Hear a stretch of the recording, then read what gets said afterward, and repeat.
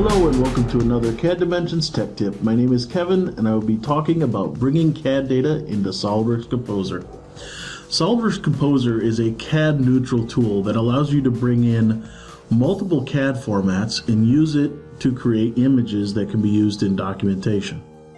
When in Composer, all I have to do is perform a file open, pick from the related files of type. You'll notice that it's not only SOLIDWORKS files, but native Pro E and Inventor, or industry standard neutral files like IGES and STEP.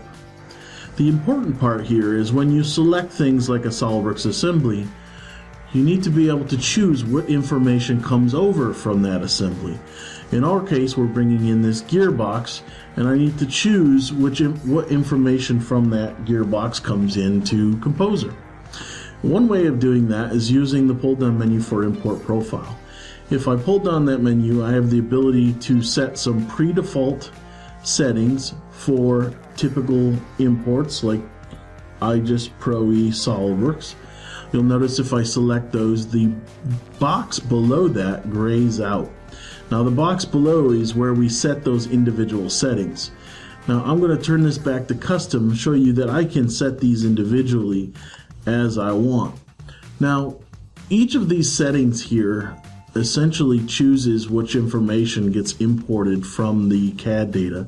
For instance, the import free faces is the ability to import surfaces from a SOLIDWORKS model. The thing to remember here is that not all the import options are supported with all the CAD formats. So what do I do in that case?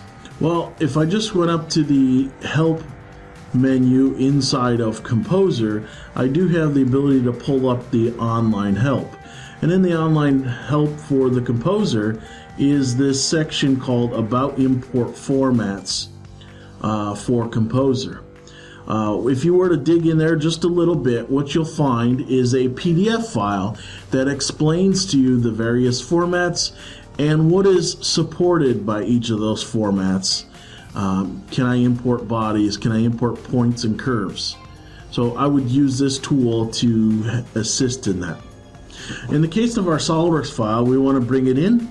We want to use the default settings for Composer. We also have the ability off to the left here to choose a different configuration if there was one. So in SOLIDWORKS, if there's multiple, you select the configuration.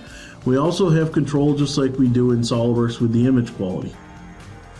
Last option we want to look at too when we're bringing in the CAD data is an option called Merge into New Document. Setting Merge into New Document will place this almost like a sub-assembly in an upper level assembly and allow you to place other sub-assemblies in here, almost like creating an upper level assembly inside of Composer. So that's a look at how to bring in CAD data into SOLIDWORKS Composer. Thank you for stopping in to another tech tip, and we hope to see you next time. Don't forget to check us out on YouTube, Twitter, Facebook, and our blog for more great content by clicking on the links in the description below.